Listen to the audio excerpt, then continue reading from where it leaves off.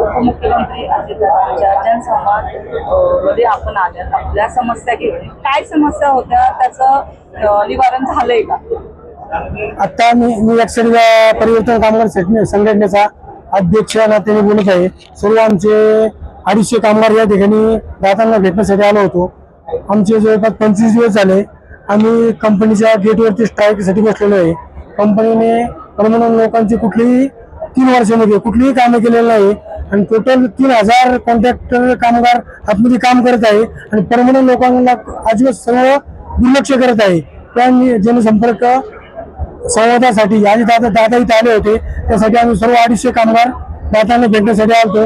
दादांनी आम्हाला सर्व आमचे म्हणणे ऐकून घेतलं आणि पुढील दिशा दादांनी आम्हाला सांगितली.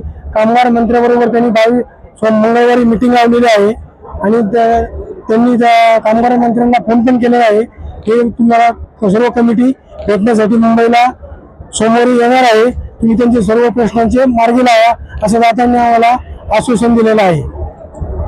हे जे आंदोलन आहे आपण किती वर्षापासून करत होता? 3 वर्षापासून आंदोलन चालू आहे. पण आता 25 दिवस झाले सर्व कामगार स्ट्राईक साठी गेटच्या समोर बसलेले आहेत. 3 वर्षामध्ये आमचे एकही प्रश्न सुटलेला नाही आणि सोडवला पण नाही कंपनीने. सर्व कंपनी कामगारांना परमनंट कामगारांना कंपनी 3 वर्ष भरपूर हॅरेसमेंट केलेली आहे. त्या त्रासाला कंटाळून सर्व कामगार गेटवरती 25 दिवसापासून बसलेले आहे. तरी पण कामगारांनी कंपनीने कुठलीही दखल घेतलेली नाही 25 दिवसामध्ये. कशा प्रकारची हॅरेसमेंट करत होती कंपनी आपल्यासोबत? बरोबर कुठलंही कारण असो तर राज्यामध्ये ट्रान्सफर करते कामगारांना, परमनंट कामगारांना आणि त्यासाठी कॉन्ट्रॅक्टची लोक आमच्या जागी कामाला लावतात. काय मागणी आहे आता सध्या आपली? आमची मागणी आहे 65 लोकांना कंपनीने आमच्या बडतर्फे केलेले ऍक्शन घेतलेली आहे. ती ऍक्शन माघारी घ्यावी. तर राज्यात कंपनीने जे ट्रान्सफर करतात लोकांना ते थांबवावी. हॅरेसमेंटचे आमचे मुद्दे 7 पॉईंट आहेत त्यांना सर्व संपावर आणि आमचे सल्लागार राजेंद्र साहेब म्हणून आहेत. त्याला कंपनी सल्लागार म्हणून घेत नाही. प्रमुख मागणी आमची हीच आहे, सल्लागारांना त्यांनी कंपनीने आतमध्ये एंट्री द्यावी.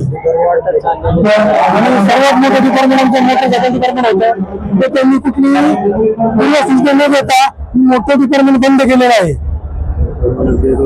दादांनी आता फोनवरती संभाषण केलं, त्यावरती आपण समाधानी आहात का? हो, बरं समाधानी आहे आम्ही. आणि मग दादांनी मिटिंग लावलेली आहे, त्या मिटिंगला पण आम्ही जाणार आहे आणि त्यांचं मार्गदर्शन आम्ही तिथून घेणार आहे. त्यांच्या सूचनेप्रमाणे आम्ही सर्व पालन करणार आहे.